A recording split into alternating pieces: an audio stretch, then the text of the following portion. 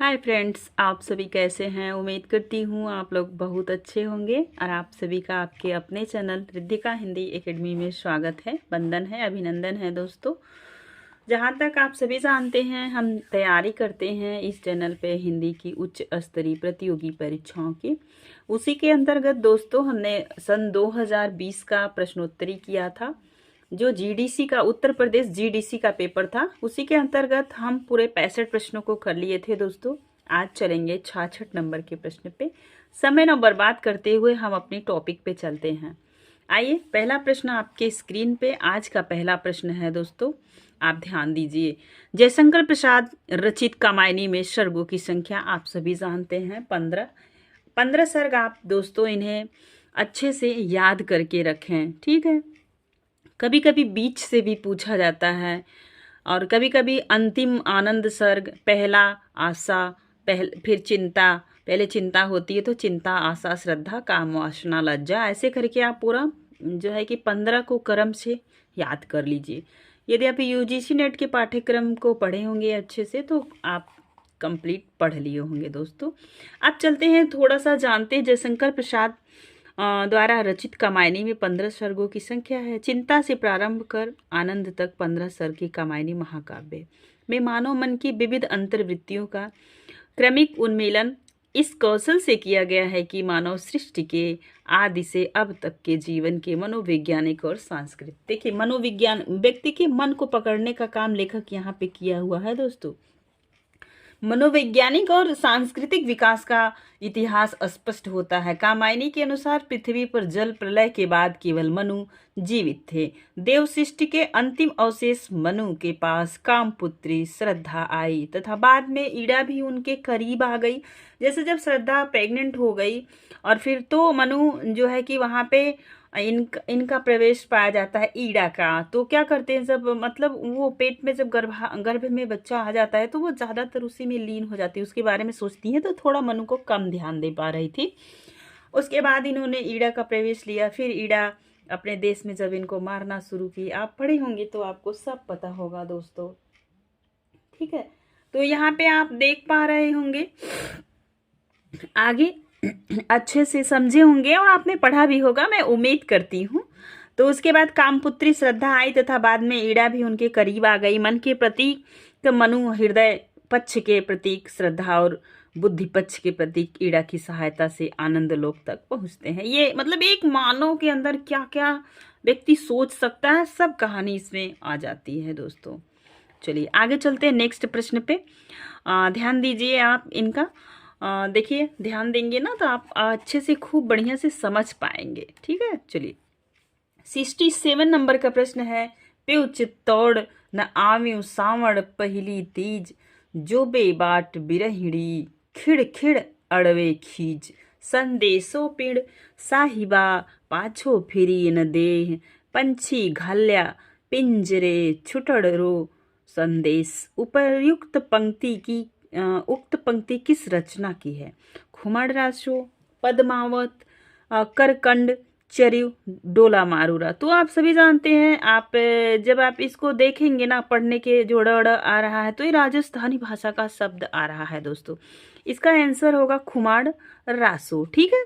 चलते हैं अब, खुमाड़ रासो की रचना दलपति विजय ने की है, आप सभी जानते हैं। एक बार इनको अच्छे से पढ़ लीजिए और यहाँ से व्याख्या से ही प्रश्न बनेगा दोस्तों। जरूरी नहीं जो प्रश्न आए हैं दोबारा वही आएंगे, लेकिन हाँ इनके अंतर्गत क्या क्या प्रश्न बन सकते हैं इस बुक के माध्यम से आप अच्छे से पढ़ने का प्रयास कीजिए, क्योंकि हम यहाँ पे क्या कर रहे हैं, पुराने पेपर का प्रैक्टिस कर रहे हैं। किस किस प्रकार के प्रश्न आए हैं, आगे कैसे आ सकते हैं, यहाँ पे हम सिर्फ एक एनालिसिस कर सकते हैं।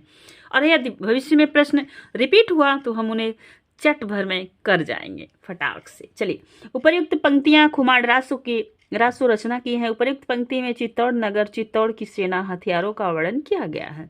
खुमाड़ रासो 9वीं शताब्दी की रचना मानी जाती है। इस रचना में 9वीं शताब्दी की सती के चित्तौड़ नरेश खुमाड़ के युद्धों का चित्रण है। तत्कालिक राजाओं के सजीव वर्णन, उस समय के परिस्थितियां क्या थी, समाज की परिस्थितियां की यथार्थ ज्ञान तथा आरंभिक हिंदी रूप के प्रयोग से इनकी 9वीं सदी की रचना होने का अनुमान किया जाता है। खुमाड़ रासो के रचयिता दलपति विजय को माना जाता है। खुमार रासो 5000 छंदों का विशाल काव्य संग्रह है। दोस्तों यहाँ पे आपको इस चीज को अच्छे से नोट डाउन कर लेना है।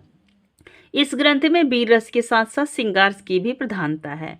तो ठीक है, किस किस दो रस पाए जाते हैं आप सभी जानते हैं। आदिकाल की ये रचना है, तो आदिकाल में तो वीरता का ही प्रतीक था। जरूरी नहीं है कि उस समय वीरता के कार्य हो रहे थे, राजाओं की गुणगान हो रहे थे, तो क्या श्रृंगार नहीं था, लेकिन वीर रस प्रधान था, श्रृंगार रस गौड़ था। लेकिन इस रचना में वीर और श्रृंगार दोनों की प्रधानता है। ठीक है, चलिए, इसमें दोहा, सवैया, कबित आदि छंद प्रयुक्त हुए हैं तथा इसकी भाषा राजस्थानी हिंदी है। नेक्स्ट प्रश्न आपके स्क्रीन पे है, इनका उत्तर दें आप फटाफट। राहुल संकीर्तन खड़ी बोली के नाम दिया है, क्या नाम दिया है बताइए।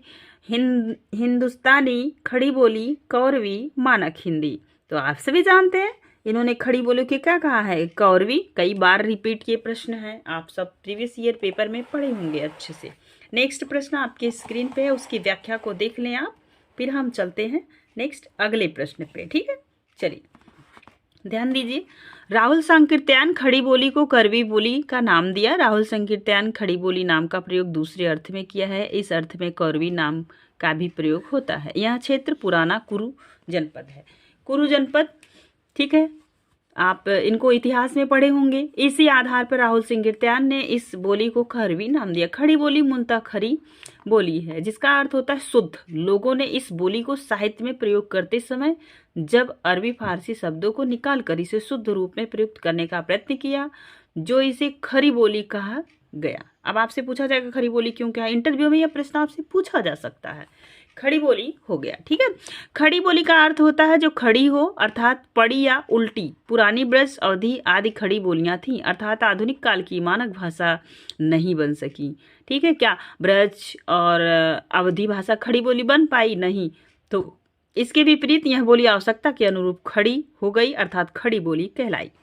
जिहाद कहानी के लेखक, आपने बहुत कहानी पढ़ी होगी, लेकिन आप देखें जिहाद कहानी, यह प्रश्न आयोग द्वारा निकाल दिया गया प्रश्न है दोस्तों। ठीक है, अब यहाँ पे आपको याद रखना है कि जिहाद कहानी के लेखक मुंशी प्रेमचंद हैं। कौन है? प्रेमचंद। लेकिन विकल्प में प्रेमचंद का नाम नहीं है, तो याद रखिएगा इस कहानी के लेखक कौन है? मुंशी प्रेमचंद। ठीक है, प्रेमचंद्र। ठीक, चलते हैं आगे, चलते हैं। जबकि विकल्प में प्रेमचंद का नाम नहीं है, आप सभी जानते हैं, तब पूछा गया प्रश्न सही नहीं है। शेखर जोशी, अमरकांत, ज्ञान रंजन, गोविंद मिश्र द्वारा लिखी गई कहानियां। आप शेखर जोशी की कहानी कोशिका घटवार आप अच्छे से पढ़े होंगे, जिसमें लक्ष्मा की कहानी है। आपने नेट के पाठ्यक्रम में बहुत अच्छे से इनको पढ़ा होगा। ठीक है, ये भी जो है कि प्रेम पे ही, असफल प्रेम की कहानी यहाँ पे है, सफल प्रेम आप इसे नहीं कह सकते कोसी के घटवार में।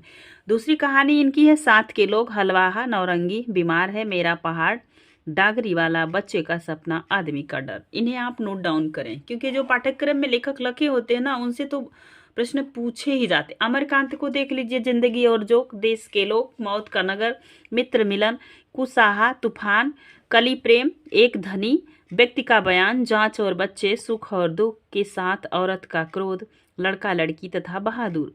ज्ञान रंजन, इनका भी कहानी लगी है पिता, नेट की पाठ्यक्रम में लगी है दोस्तों। आप इन्हें पिता कहानी को देखें। आज के उस समय मतलब वो पुराने पिता होते हैं, फिर नए चीज़ों के अनुसार वो ढल नहीं पाते, उन्हीं सब चीज़ों को रिपीट करते हैं बार बार। इन्हें भी आप पिता कहानी ज्ञान रंजन की पढ़े होंगे। इनकी दूसरी कहानी देखें, अनुस्मरण, घंटा, बहिरगम, अनुभव, फेस के इधर उधर, और अमरूद का पेड़, छलांग, पिता, रचना, प्रक्रिया, हास्य रच, सड़जीवी तथा सपना नहीं आदि। ठीक है, गोविंद मिश्र, ये तो पाठ्यक्रम में नेट के नहीं है, लेकिन फिर भी आप इनके कहानी को अच्छे से ध्यान दें, क्योंकि पूछा जा सकता है। नए पुराने, माँ बाप, अंतःपुर का धांसू, रगड़ खाती, आत्महत्याएं, मेरी प्रिय कहानी, अपाहिज, खुद के खिलाफ, खाक इतिहास, पगला बाबा, आसमान कितना नीला तथा मुझे बाहर निकालो। चर्यापद के लेखक तो सभी जानते हैं, आपके सबरपा हैं। ठीक है, चर्यापद सबरपा की रचना है। आप सबरपा के बारे में थोड़ा सा पढ़ते हुए आगे चलते हैं। सबरपा जो है कि ध्यान दीजिए, चर्यापद के रचयिता सबरपा हैं। चर्यापद 8वीं से 12वीं शताब्दी के बीच की सहजिया बौद्ध सिद्धों द्वारा रचित गीत पद है, जो सर्वाधिक प्राचीन बांग्ला साहित्य के उदाहरण है। इन पदों की भाषा असमिया उड़िया से भी बहुत मिलती है। सहजिया बौद्ध धर्म की उत्पत्ति महायान से हुई। अब याद रखेंगे महायान, हीनयान। अब आप बौद्ध धर्म पढ़े होंगे तो आप यहाँ इन्हें कोरिलेट कर पा रहे होंगे दोस्तों। हिंदी का ज़्यादातर सिलेबस इतिहास से मिलता जुलता है। यदि आप इतिहास को अच्छे से पढ़ें ना तो इन सब चीज़ों को समझने बहुत आसानी होगी। महायान से हुई, अतएव यह स्वाभाविक है कि महायान बौद्ध धर्म की कुछ विशेषताएं इसमें पाई जाती हैं। चर्या पद में संग्रहित पदों की संख्या कुछ ऐसी रहस्यात्मक ढंग से की गई है और कुछ ऐसी भाषा का सहारा लिया गया है कि बिना उसके मर्म को समझे इन पदों का अर्थ समझना कठिन है। ठीक है, चलिए नेक्स्ट प्रश्न पे चलते हैं और प्रश्न आपके स्क्रीन पे है दोस्तों, इनका उत्तर दीजिए। ठीक है, अच्छे से। ऑल इंडिया रेडियो को गौरवान्वित करने वाले निम्नलिखित साहित्यकारों में से एक का नाम अशुद्ध है। सूर्यकांत त्रिपाठी निराला, सुमित्रा नंदन पंत, अज्ञे, भगवती चरण वर्मा। तो आप सभी जानते हैं ये रेडियो में काम तो किए नहीं थे निराला जी, निराला तो निराला थे। ठीक है, आगे चलिए। निराला जी की कविताओं का वाचन ऑल इंडिया रेडियो में किया गया था, परंतु Nirala ji all India radio में काम कभी नहीं किए थे। याद रखिएगा, ये काम नहीं किए थे। ऑल इंडिया रेडियो में अपना योगदान देने वाले साहित्यकार, इन्हें नोट डाउन कीजिएगा दोस्तों, यहाँ से प्रश्न आपके लिए भर भर के पूछा जा सकता है। सुमित्रा नंदन पंत 1950-1957 ईस्वी तक आकाशवाणी में परामर्शदाता मतलब काउंसलर के रूप में जुड़े रहे। भगवती चरण वर्मा आकाशवाणी के अनेक केंद्रों में कार्य किया तथा रेडियो के प्रमुख संचालक भी रहे। अज्ञे 1939 ईस्वी से 43 तक ऑल इंडिया रेडियो में नौकरी की। अज्ञे नौकरी किए, ये क्या किए, संचालन किए और ये परामर्शदाता रहे। ठीक है, चलिए। जगदीश चंद्र माथुर भी ऑल इंडिया रेडियो को डायरेक्टर जनरल रहे। ठीक है, इन्हें ऑल इंडिया रेडियो का नामकरण आकाशवाणी किया गया। सर्वेश्वर दयाल सक्सेना 1955 में ऑल इंडिया रेडियो के सहायक संपादक जो है कि समाचार विभाग के पद पर नियुक्त हुए तथा 1960 ईस्वी तक इसी पर कार्य किया। सन 1960 के बाद ये दिल्ली से लखनऊ रेडियो स्टेशन आ गए। 1964 तक लखनऊ में कार्य करने के पश्चात कुछ समय भोपाल रेडियो स्टेशन में भी रहे। भोपाल में भी इन्होंने काम किया और लखनऊ में भी काम किया। रघुवीर सहाय ने भी आकाशवाणी के समाचार विभाग में अपना योगदान दिया। अब चलते हैं हम आगे, इनको आप ध्यान दीजिएगा। ठीक है, चलिए। कविता मेरे लिए कोई भावुकता का हाय हाय न होकर यथार्थ के प्रति एक रूढ़ प्रतिक्रिया की मार्मिक अभिव्यक्ति है। उक्त कथन किसका है? तो कुंवर नारायण का है। ठीक है, चलिए। ये नई कविता आंदोलन के सशक्त स्तंभ माने जाते हैं। स्तंभ का मतलब होता है खंभा, मतलब बहुत मजबूत चीज। ठीक है, तो कौन? कुंवर नारायण जी। ठीक है। अरुण कमल आधुनिक हिंदी साहित्य में समकालीन दौर के प्रगतिशील विचारधारा संपन्न अकाव्यात्मक शैली के प्रसिद्ध कवि रहे। कैसे कवि रहे? अकाव्यात्मक प्रसिद्ध शैली, ठीक है, के प्रसिद्ध कवि रहे। कौन? अरुण कुमार। ध्यान दीजिएगा। रघुवीर सहाय दूसरे शतक के प्रसिद्ध कवि थे। इनकी कविता के बारे में कहा गया कि विचार वस्तु का कविता में खून की तरह दौड़ते रहना कविता को जीवित और शक्ति देता। जब आपके विचार नहीं होंगे, सामाजिक मुद्दे नहीं होंगे, तो फिर कहाँ की कविता क्या समाज को सिखा पाएगी? कहने का मतलब यही है। दूसरे शब्द कि ये प्रसिद्ध कवि रहे। इनकी कविता के बारे में कहा गया कि विचार वस्तु का कविता में खून की तरह, जैसे बॉडी में ब्लड का सर्कुलेशन जरूरी होता है, वैसे कविता को जीवन और शक्ति देता है। और यह तभी संभव है जब हमारी कविता की जड़ यथार्थ में हो। ठीक है, मतलब जीवन से जुड़ी हुई हो। अब इन सब चीजों को आप अच्छे से को रिलेट कर पाएंगे। राम कमल चौधरी हिंदी और मैथिली के कवि। मैथिली भाषा किधर के? बिहार की तरफ के प्रसिद्ध है। आप एक कवि का नाम घनानंद का आप सुने होंगे।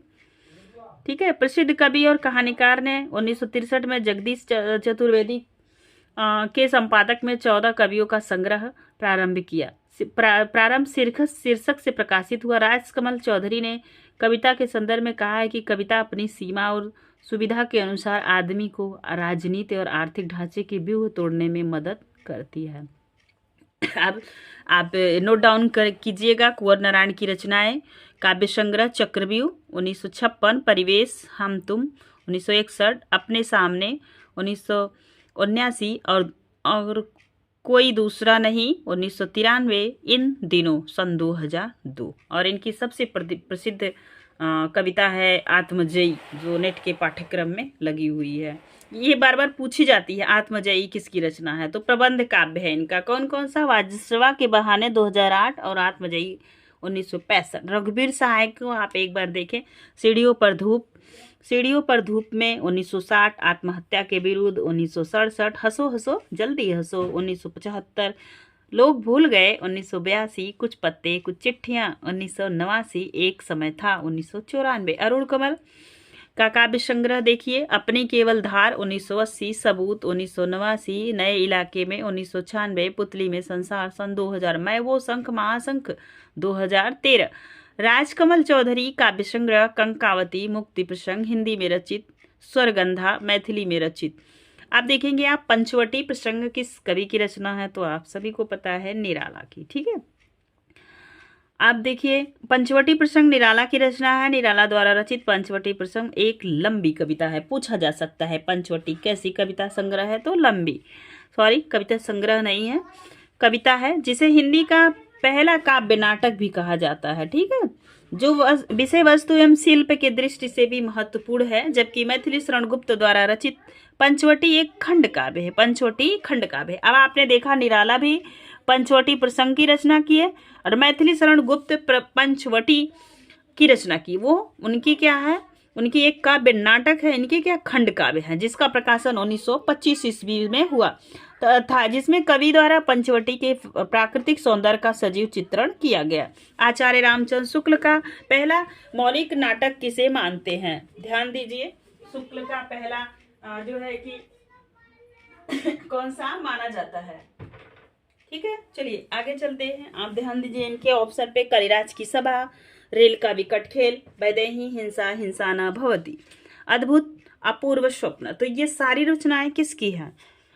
आप सभी बता सकते हैं, कमेंट के माध्यम से बताइएगा। चलिए, तो मौलिक रचना किसे मानते? तो वैदेही हिंसा हिंसा न भवती। चलिए आप देख लीजिए फटाक से थोड़ा सा आप लोग। आचार्य रामचंद्र शुक्ल का हिंदी का पहला मौलिक नाटक, ठीक है, जिसे उन्होंने माना है वैदेही हिंसा हिंसा न भवती को मानते हैं। प्रशासन श्रेणी का इस नाटक में पशु बलि तथा प्रथा का विरोध किया गया। प्रशासन मतलब जिसमें लोग हंसाने का काम करते हैं, मतलब कि जैसे क्या कह सकते हैं आप, कॉमेडी। आज के युग में उसे कॉमेडी कह सकते हैं। भारतेंदु हरिश्चंद्र के अन्य मौलिक तथा अनुदित नाटक, दोस्तों यहाँ पे आप ध्यान दीजिएगा, यूजीसी नेट में पूछा गया प्रश्न था कि कौन सा मौलिक है कौन सा अनुदित है। 4 मौलिक दे देंगे, 1 अनुदित, तो वहाँ पे आपको छाट के लगाना होगा। ये नेट का बहुत अच्छा ये प्रश्न होता है। थोड़ी सी मिस्टेक होने पे हमारे हाथ से नंबर खिसकने लगते हैं एग्जाम में। देखिए मौलिक नाटक, आप देखिए, आपने देखा अंधेर नगरी, ये भी प्रशासन है। विषयम विस्मौषधम 1976, एक बार प्रेम जोगनी, चंद्रावली, भारतेंदु दुर्दशा, नील देवी। ये मौलिक है इनके, मतलब इन्होंने इन्हें खुद से रचा है अपने विवेक और बुद्धि से। और अनुदित इनके नाटक आप देख लीजिए, रत्नावली, विद्या सुंदर, पाठखंड विडम्बन, धनंजय विजय, कपूर मंजरी, सत्य हरिश्चंद्र, भारत जननी, मुद्रा राक्षस, दुर्लभ बंधु, इनके क्या हैं? अनुदित हैं। ठीक है, अब चलिए नेक्स्ट प्रश्न आप देख लीजिए, काव्य हेतु प्रतिभा के लिए किस आचार्य ने शक्ति शब्द का प्रयोग किया है? अब आप बताएं फटाक से। भामा, रुद्रट और मम्मट। आप फटाक से इनका आंसर दीजिए आप लोग। काव्य हेतु प्रतिभा के लिए किस आचार्य ने शक्ति शब्द का प्रयोग किया है? भामा, दंडी, रुद्रट, मम्मट। चलिए इनको आप बताएंगे फटाक से। तो किस आचार्य ने इनका प्रयोग किया है भाई काव्य हेतु का? तो आप सभी जानते हैं मम्मट। चलिए इनकी व्याख्या देख लीजिए फटाक से। काव्य हेतु प्रतिभा के लिए आचार्य मम्मट ने शक्ति शब्द का प्रयोग किया है। वे शक्ति निपुणता अभ्यास को सम्मिलित रूप से काव्य हेतु मानते हैं।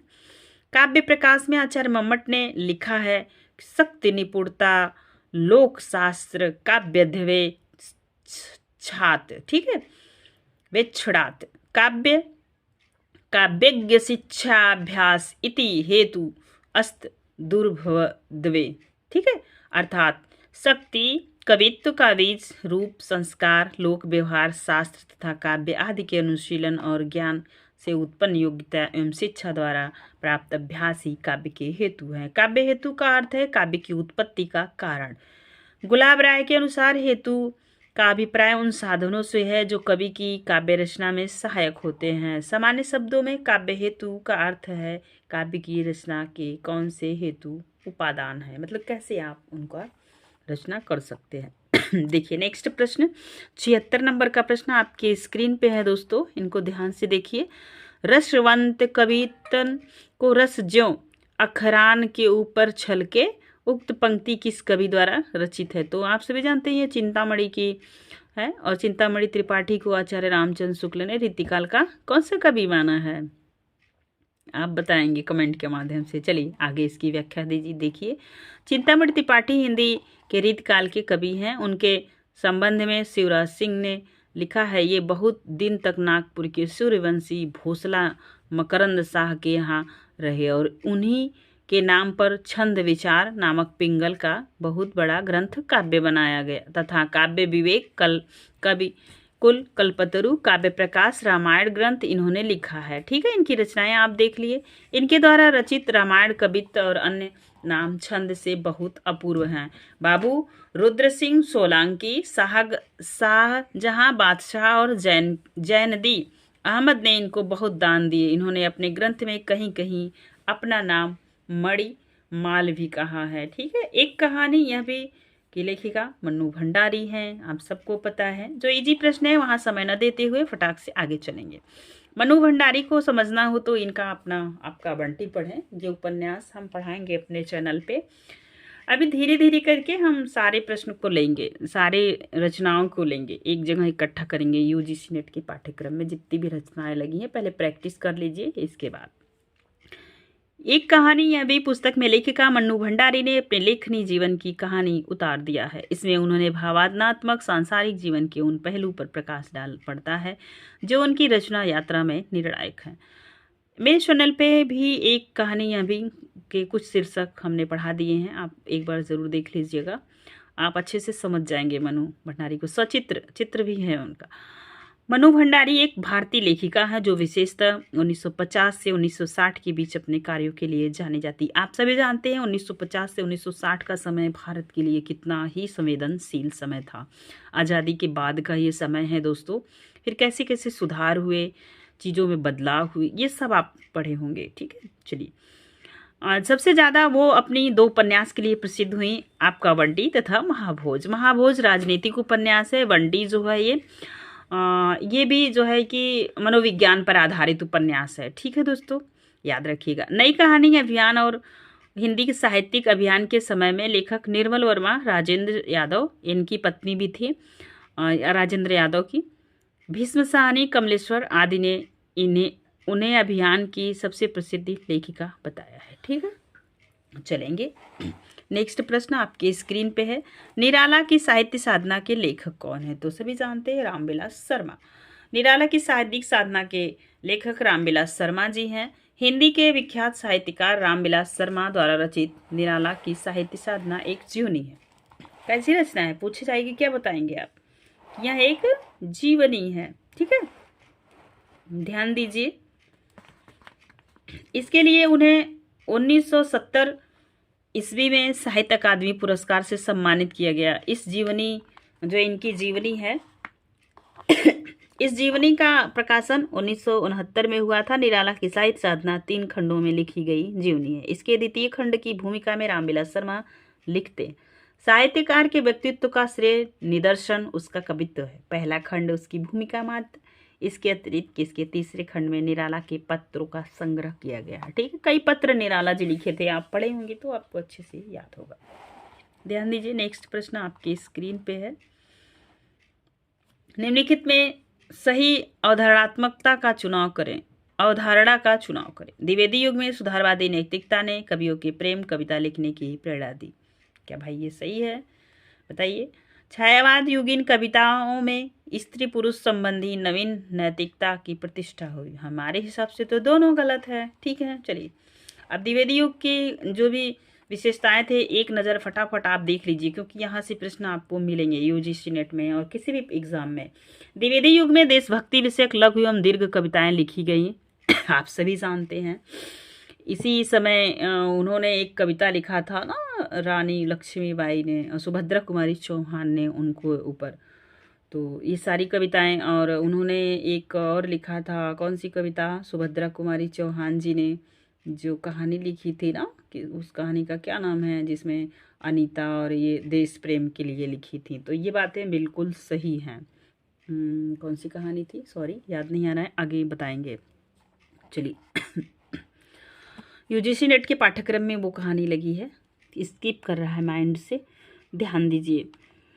तो आप ध्यान दीजिए, इस काल की कविताओं में सामाजिक अंधविश्वासों और रूढ़ियों पर तीखे प्रहार किए गए हैं। वर्णन प्रधानता द्विवेदी युग की कविताओं की विशेषता है। द्विवेदी युग इन कविताओं में मानव मात्र के प्रति प्रेम की भावना विशेष रूप से मिलती है। किसके प्रति, मानव मात्र के लिए। छायावादी युग की कविताओं की 4 विशेषता है, याद रखिए, आप ध्यान दीजिएगा और इन्हें नोट डाउन भी कर लीजिएगा। 4 विशेषताएं कौन कौन सी है।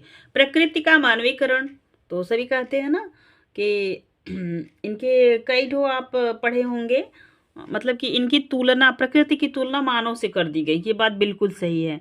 प्रगति पर मानव व्यक्तित्व का आरोप छायावाद की मुख्य विशेषता है। छायावादी कवियों ने प्रकृति का चेतना मानते हुए जीवन सजीव का चित्रण किया है। कल्पना की प्रधानता है, मतलब कि कल्पना में इनका देखेंगे ना, निराला जी का छूट गया गुलम्मा वाला, ये जो कविता है कलगी बाजरे की। तो कल्पना की प्रधानता, छायावादी काव्य में कल्पना की प्रधानता दी गई है। छायावादी कवियों ने यथार्थ की अपेक्षा कल्पना को काव्य में अधिक अपनाया है। व्यक्तिवाद की प्रधानता, छायावादी काव्य में व्यक्तिगत भावनाओं की प्रधानता है। कवि अपने सुख दुख एवं हर्ष शोक को ही वाणी प्रदान करते हुए खुद को अभिव्यक्ति किया है, जैसे महादेवी वर्मा। और आप यहाँ पे देखेंगे ना, सुख दुख की बात अगर आई है तो कवि निराला की सरोज स्मृति भी है इसके अंतर्गत। श्रृंगार भावना, छायावादी काव्य मुख्यतः श्रृंगारिक काव्य है। छायावाद का श्रृंगार उपभोग की वस्तु नहीं, अपितु कौतूहल और विस्मय का क्या है, विषय है। एक आगे प्रश्न देखिए, दैनिक आज के प्रथम प्रधान संपादक थे। ये पूछा हुआ प्रश्न है दोस्तों, आप सभी ध्यान देंगे तो ये प्रश्न रिपीट हुआ था जीआईसी प्रवक्ता के प्री के पेपर में, ठीक है। बाबू राव विष्णु पराडकर, ठीक है, इनके आंसर थे। चलिए आगे चलते हैं, इनकी थोड़ी व्याख्या देख लीजिए, क्योंकि यहाँ से प्रश्न फिर बन सकता है। आगे देखिए, दैनिक आज के प्रथम प्रधान संपादक बाबू राव विष्णु पराडकर थे तथा दैनिक आज के संपादक शिव प्रसाद गुप्त थे। दैनिक आज की स्थापना भारत के महान स्वतंत्रता संग्राम सेनानी शिव प्रसाद गुप्त ने 5 सितंबर 1920 को की थी। कुछ वर्षों 1943 से 1947 तक छोड़कर बाबू राव विष्णु पराडकर 1920 से 55 तक आज के संपादक रहे। आज के अग्रलेखों और टिप्पणियों ने आज के महत्व को बढ़ाया। आज के लेखकों में सर्वश्री संपूर्णानंद, आचार्य नरेंद्र देव एवं श्री प्रकाश भी थे। सन 1930 के बाद कमलापति त्रिपाठी भी इसके संपादकीय कार्य लेखकों में शामिल हो गए, ठीक है। कमलापति त्रिपाठी जी के प्रभावी अग्रलेखों ने इस पत्र को हिंदी का श्रेष्ठ दैनिक बना दिया। आज के संपादक के नाम सर्व श्री बाबूराव विष्णु पराडकर, कमलापति त्रिपाठी, प्रकाश विद्या भास्कर, श्रीकांत ठाकुर, रामकृष्ण रघुनाथ विडिलकर तथा वर्तमान में शार्दुल विक्रम गुप्त इस पत्र के संपादक हैं। आज का पत्र आपके अभी भी समाज के बीच है, आप पढ़ सकते हैं, ठीक है। नगर बधुए अखबार नहीं पढ़ती किसकी कहानी संग्रह है। ज्ञान रंजन, अखिलेश सृजन, अनिल यादव। तो किसकी है, अनिल यादव की। एक बार फटाक से अनिल यादव के बारे में पढ़िए। ये नगर बधुए अखबार नहीं पढ़ती अनिल यादव की कहानी संग्रह बनारस जैने पुराने परंपरावादी और धार्मिक संस्कृति और ठगी युक्त परिवेश, जिसे कहानी में काशी कहा गया, कि नगर वधुओं के नैरेटिव को प्रस्तुत किया गया है। वे नगर की वधुएं थीं, आज उन्हें ही नगर से बाहर निकाला जा रहा है। कहानी संग्रह के वैचारिक फ्रेमवर्क को तोड़कर सामाजिक यथार्थ को उसके आर पार देखने की कोशिश करता है। स्त्री, दलित, अल्पसंख्यक, अवसरवादी राजनीति और उदारीकरण के दौर में पिछड़ा साधारण आम आदमी जो अलगाव का शिकार होता जा रहा है। इन सभी पर केंद्रीय कहानियाँ नगरवधु अखबार नहीं पढ़ती कहानी संग्रह में संग्रहित है। तो दोस्तों आज के रहे ये इतने प्रश्न, 82 से हम लेंगे नेक्स्ट वीडियो में। तब तक के लिए अपना ख्याल रखिए, पढ़ाई करते रहिए। दोस्तों यदि वीडियो पसंद आए तो प्लीज़ एक लाइक कीजिएगा। परिवार छोटा है, इसे आगे बढ़ाइए ताकि मैं हिंदी की सेवा कर सकूं। धन्यवाद दोस्तों। हाय फ्रेंड्स, आप सभी कैसे हैं? उम्मीद करती हूँ आप लोग बहुत अच्छे होंगे और आप सभी का आपके अपने चैनल रिद्धिका हिंदी एकेडमी में स्वागत है, वंदन है, अभिनंदन है। दोस्तों जहाँ तक आप सभी जानते हैं हम तैयारी करते हैं इस चैनल पे हिंदी की उच्च स्तरीय प्रतियोगी परीक्षाओं की। उसी के अंतर्गत दोस्तों हमने सन 2020 का प्रश्नोत्तरी किया था, जो जीडीसी का उत्तर प्रदेश जीडीसी का पेपर था। उसी के अंतर्गत हम पूरे 65 प्रश्नों को कर लिए थे दोस्तों। आज चलेंगे 66 नंबर के प्रश्न पे। समय न बर्बाद करते हुए हम अपनी टॉपिक पे चलते हैं। आइए, पहला प्रश्न आपके स्क्रीन पे आज का पहला प्रश्न है दोस्तों, आप ध्यान दीजिए। जयशंकर प्रसाद रचित कामायनी में सर्गों की संख्या आप सभी जानते हैं 15 सर्ग। आप दोस्तों इन्हें अच्छे से याद करके रखें, ठीक है। कभी कभी बीच से भी पूछा जाता है और कभी कभी अंतिम आनंद सर्ग, पहला आशा, फिर चिंता, पहले चिंता होती है तो चिंता, आशा, श्रद्धा, काम, वासना, लज्जा, ऐसे करके आप पूरा जो है कि 15 को क्रम से याद कर लीजिए। यदि आप यूजीसी नेट के पाठ्यक्रम को पढ़े होंगे अच्छे से तो आप कंप्लीट पढ़ लिए होंगे दोस्तों।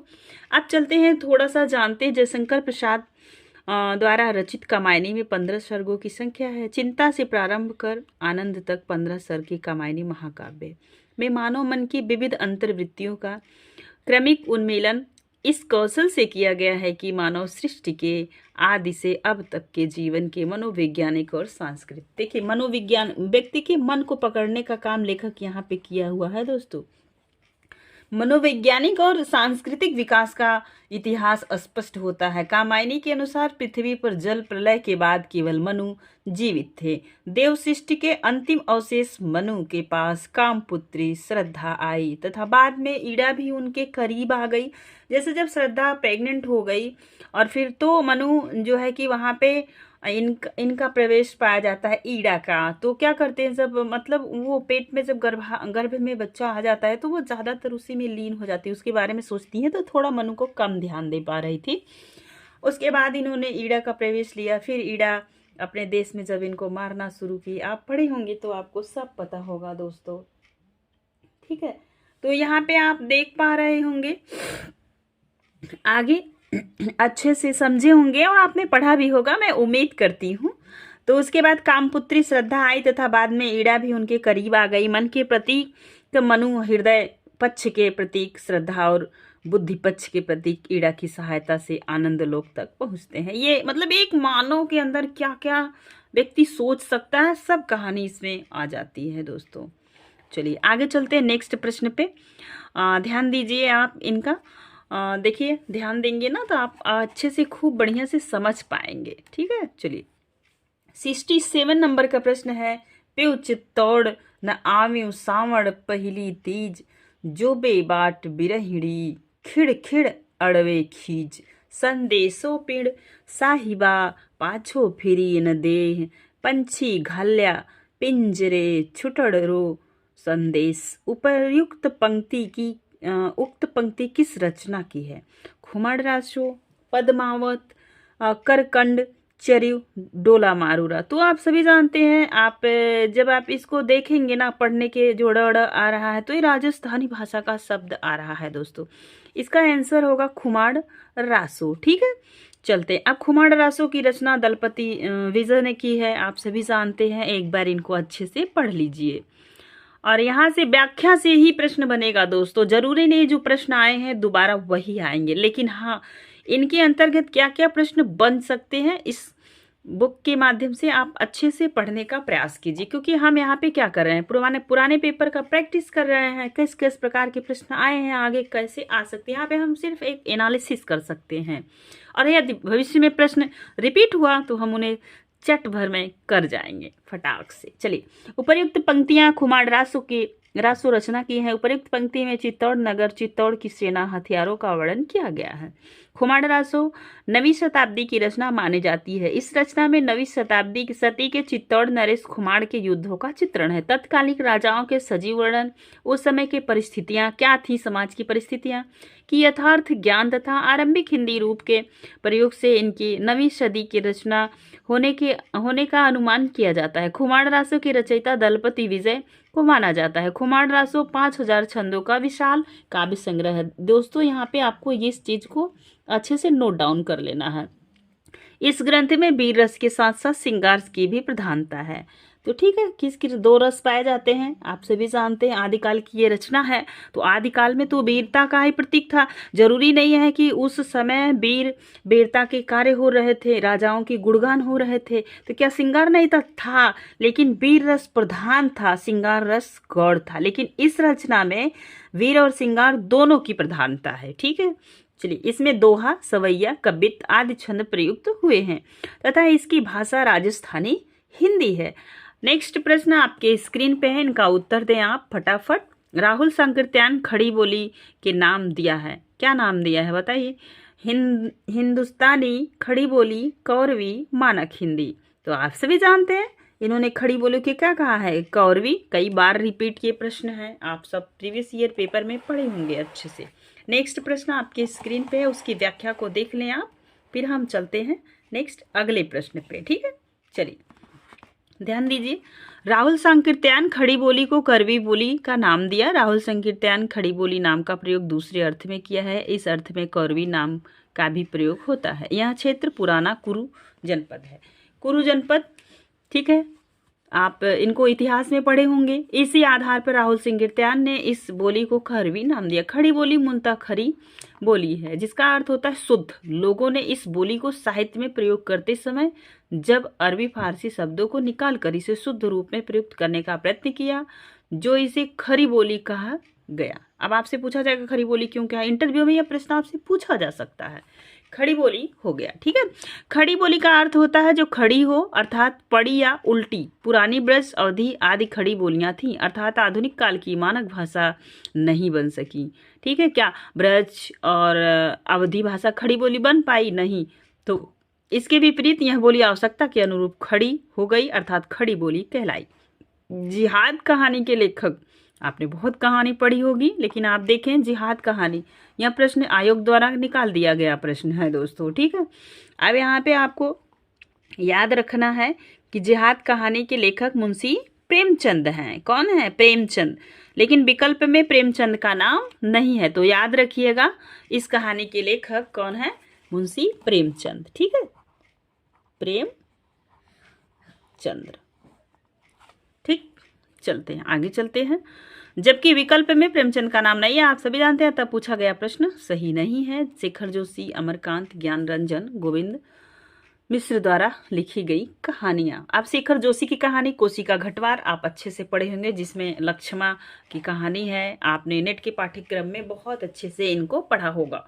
ठीक है, ये भी जो है कि प्रेम पे ही, असफल प्रेम की कहानी यहाँ पे है, सफल प्रेम आप इसे नहीं कह सकते कोसी के घटवार में। दूसरी कहानी इनकी है साथ के लोग, हलवाहा, नौरंगी, बीमार है, मेरा पहाड़, डागरी वाला, बच्चे का सपना, आदमी का डर। इन्हें आप नोट डाउन करें, क्योंकि जो पाठ्यक्रम में लेखक लिखे होते हैं ना, उनसे तो प्रश्न पूछे ही जाते। अमरकांत को देख लीजिए, जिंदगी और जोक, देश के लोग, मौत का नगर, मित्र मिलन, कुसाहा, तूफान, कली प्रेम, एक धनी, व्यक्ति का बयान, जांच और बच्चे, सुख और दुख के साथ, औरत का क्रोध, लड़का लड़की तथा बहादुर।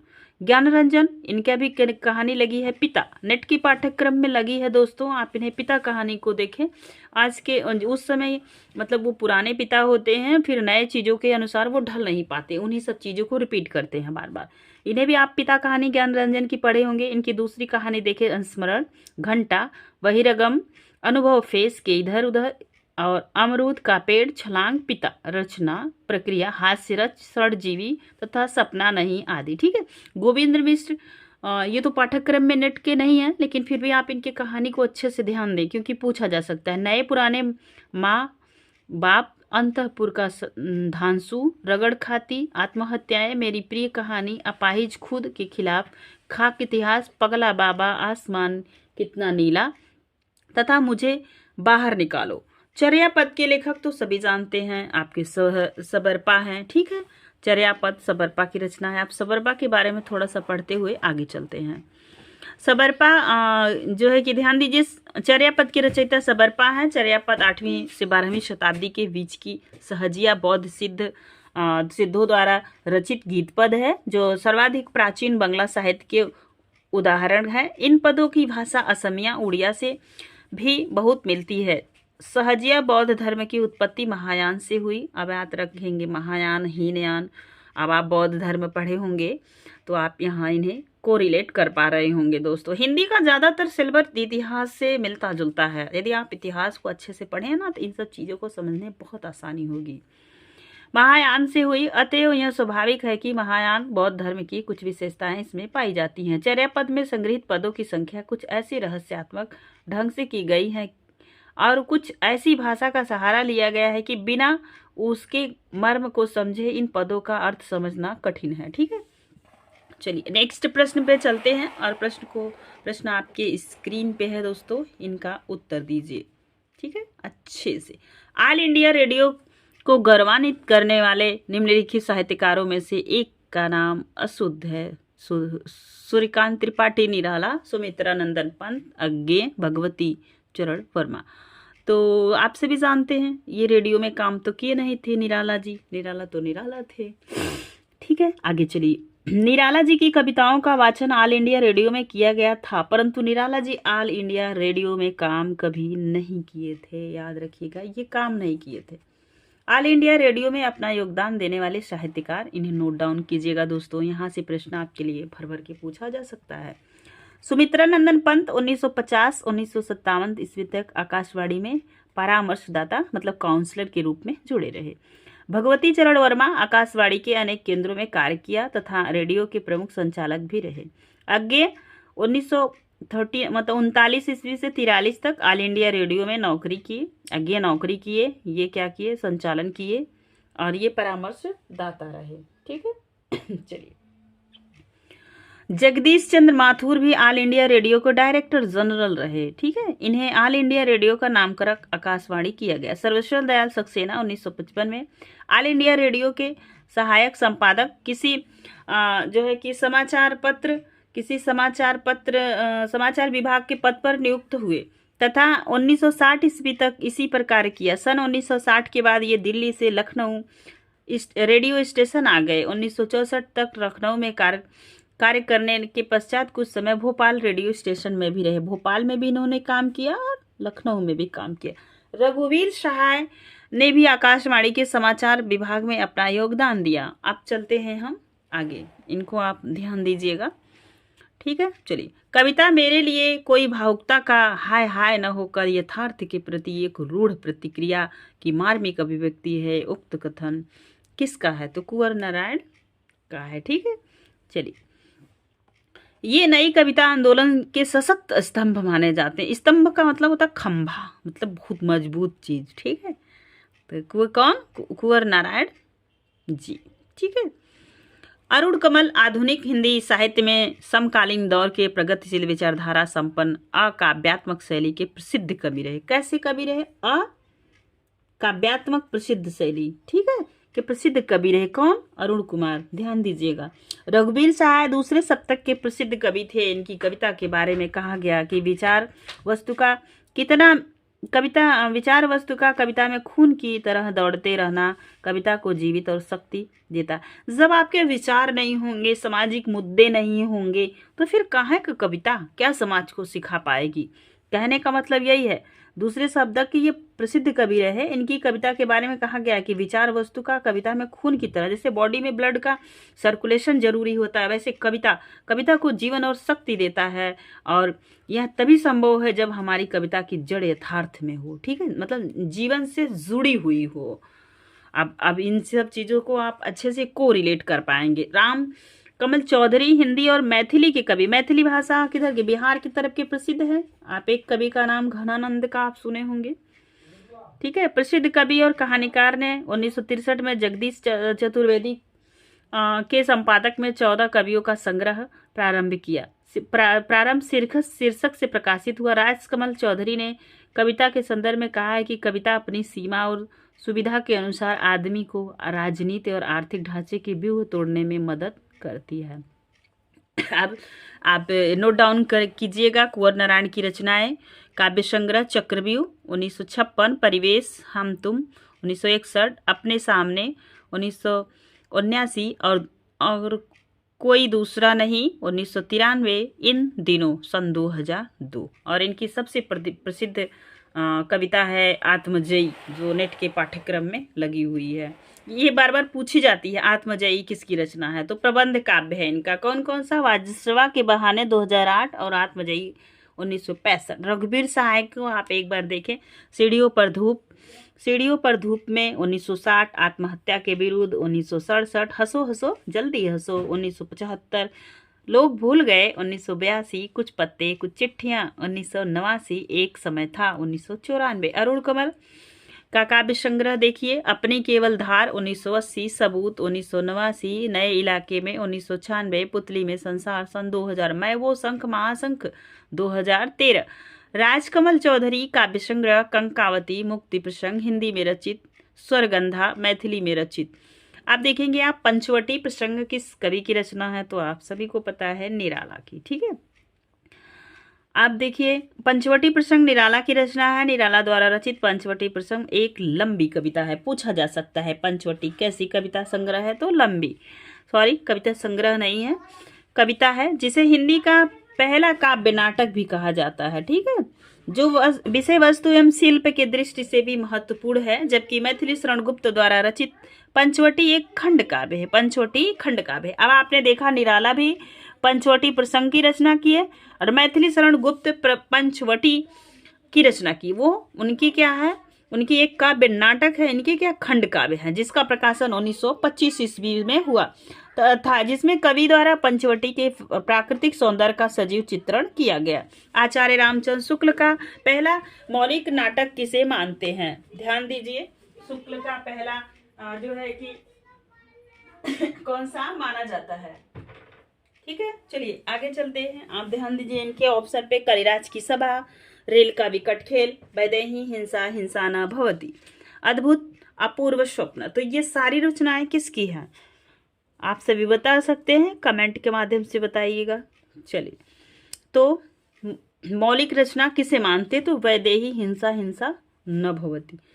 चलिए आप देख लीजिए फटाक से थोड़ा सा आप लोग। आचार्य रामचंद्र शुक्ल का हिंदी का पहला मौलिक नाटक, ठीक है, जिसे उन्होंने माना है वैदेही हिंसा हिंसा न भवती को मानते हैं। प्रशांत श्रेणी का इस नाटक में पशु बलि तथा प्रथा का विरोध किया गया। प्रशांत मतलब जिसमें लोग हंसाने का काम करते हैं, मतलब कि जैसे क्या कह सकते हैं आप, कॉमेडी। आज के युग में उसे कॉमेडी कह सकते हैं। भारतेंदु हरिश्चंद्र के अन्य मौलिक तथा अनुदित नाटक, दोस्तों यहाँ पे आप ध्यान दीजिएगा, यूजीसी नेट में पूछा गया प्रश्न था कि कौन सा मौलिक है कौन सा अनुदित है। 4 मौलिक दे देंगे, 1 अनुदित, तो वहाँ पे आपको छाट के लगाना होगा। ये नेट का बहुत अच्छा ये प्रश्न होता है। थोड़ी सी मिस्टेक होने पे हमारे हाथ से नंबर खिसकने लगते हैं एग्जाम में। देखिए मौलिक नाटक, आप देखिए, आपने देखा अंधेर नगरी, ये भी प्रशान है। विषयम विस्मौषधम 1976। एक बार प्रेम जोगनी, चंद्रावली, भारतेंदु दुर्दशा, नील देवी। ये मौलिक है इनके, मतलब इन्होंने इन्हें खुद से रचा है अपने विवेक और बुद्धि से। और अनुदित इनके नाटक आप देख लीजिए, रत्नावली, विद्या सुंदर, पाठखंड, विडम्बन, धनंजय विजय, कपूर मंजरी, सत्य हरिश्चंद्र, भारत जननी, मुद्रा राक्षस, दुर्लभ बंधु, इनके क्या हैं? अनुदित हैं। ठीक है, अब चलिए नेक्स्ट प्रश्न आप देख लीजिए। काव्य हेतु प्रतिभा के लिए किस आचार्य ने शक्ति शब्द का प्रयोग किया है? अब आप बताएं फटाक से। भामा, रुद्रट और मम्मट। आप फटाक से इनका आंसर दीजिए आप लोग। काव्य हेतु प्रतिभा के लिए किस आचार्य ने शक्ति शब्द का प्रयोग किया है? भामा, दंडी, रुद्रट, मम्मट।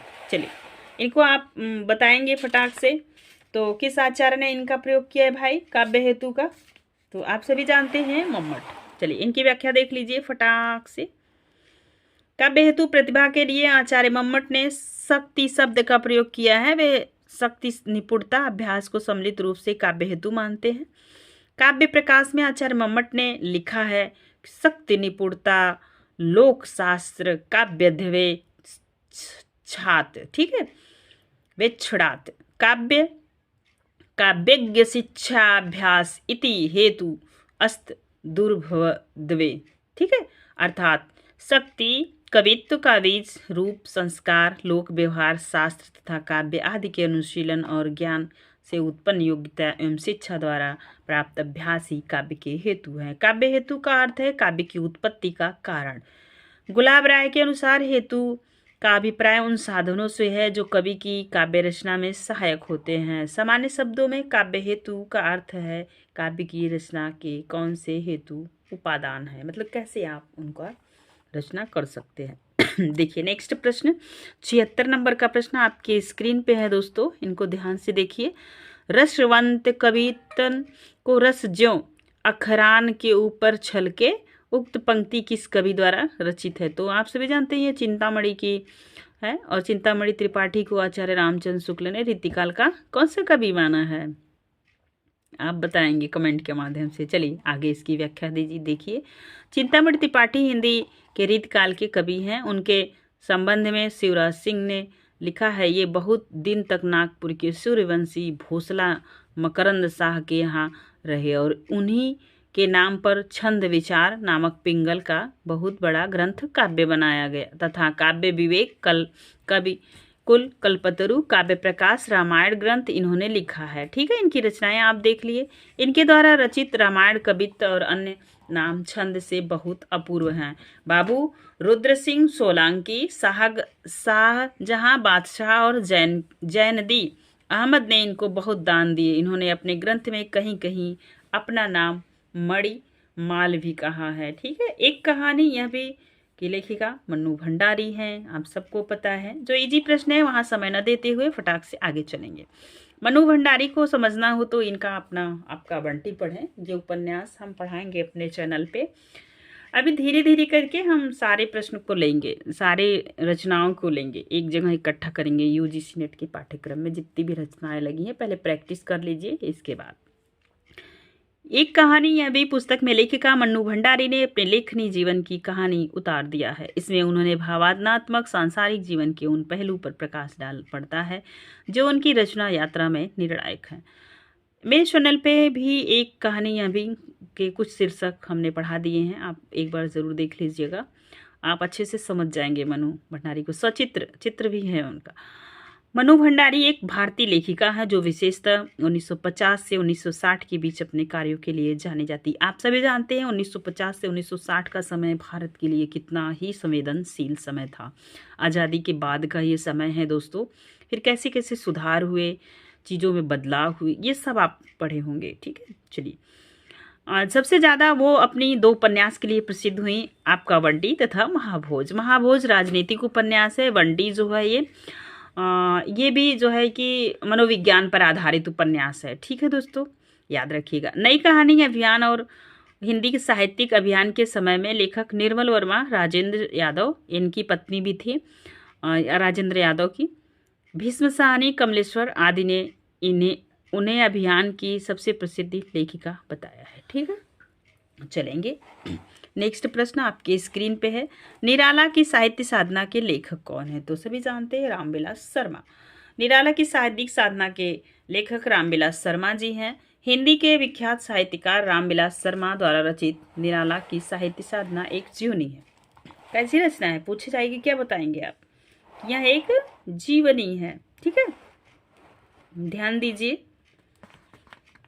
इसके लिए उन्हें 1970 ईस्वी में साहित्य अकादमी पुरस्कार से सम्मानित किया गया। इस जीवनी जो इनकी जीवनी है इस जीवनी का प्रकाशन 1969 में हुआ था। निराला की साहित्य साधना 3 खंडों में लिखी गई जीवनी है। इसके द्वितीय खंड की भूमिका में रामविलास शर्मा लिखते। साहित्यकार के व्यक्तित्व का श्रेय निदर्शन उसका कवित्व है। पहला खंड उसकी भूमिका मात्र, इसके अतिरिक्त इसके तीसरे खंड में निराला के पत्रों का संग्रह किया गया है, ठीक है। कई पत्र निराला जी लिखे थे, आप पढ़े होंगे तो आपको अच्छे से याद होगा। ध्यान दीजिए नेक्स्ट प्रश्न आपके स्क्रीन पे है। निम्नलिखित में सही अवधारणात्मकता का चुनाव करें, अवधारणा का चुनाव करें। द्विवेदी युग में सुधारवादी नैतिकता ने कवियों के प्रेम कविता लिखने की प्रेरणा दी। क्या भाई ये सही है? बताइए। छायावाद युगीन कविताओं में स्त्री पुरुष संबंधी नवीन नैतिकता की प्रतिष्ठा हुई। हमारे हिसाब से तो दोनों गलत है। ठीक है, चलिए अब द्विवेदी युग की जो भी विशेषताएं थे एक नज़र फटाफट आप देख लीजिए, क्योंकि यहाँ से प्रश्न आपको मिलेंगे यूजीसी नेट में और किसी भी एग्जाम में। द्विवेदी युग में देशभक्ति विषयक लघु एवं दीर्घ कविताएं लिखी गई। आप सभी जानते हैं इसी समय उन्होंने एक कविता लिखा था ना, रानी लक्ष्मीबाई ने, सुभद्रा कुमारी चौहान ने उनको ऊपर।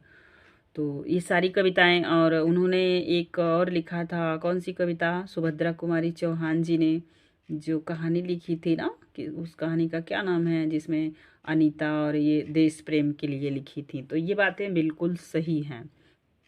कौन सी कहानी थी, सॉरी याद नहीं आ रहा है, आगे बताएंगे। चलिए यूजीसी नेट के पाठ्यक्रम में वो कहानी लगी है, स्किप कर रहा है माइंड से, ध्यान दीजिए। तो आप ध्यान दीजिए, इस काल की कविताओं में सामाजिक अंधविश्वासों और रूढ़ियों पर तीखे प्रहार किए गए हैं। वर्णन प्रधानता द्विवेदी युग की कविताओं की विशेषता है। द्विवेदी युग इन कविताओं में मानव मात्र के प्रति प्रेम की भावना विशेष रूप से मिलती है। किसके प्रति? मानव मात्र के लिए। छायावादी युग की कविताओं की 4 विशेषता है, याद रखिए, आप ध्यान दीजिएगा और इन्हें नोट डाउन भी कर लीजिएगा। 4 विशेषताएं कौन कौन सी है। प्रकृति का मानवीकरण, तो सभी कहते हैं ना कि इनके कई ठो आप पढ़े होंगे, मतलब कि इनकी तुलना, प्रकृति की तुलना मानव से कर दी गई, ये बात बिल्कुल सही है।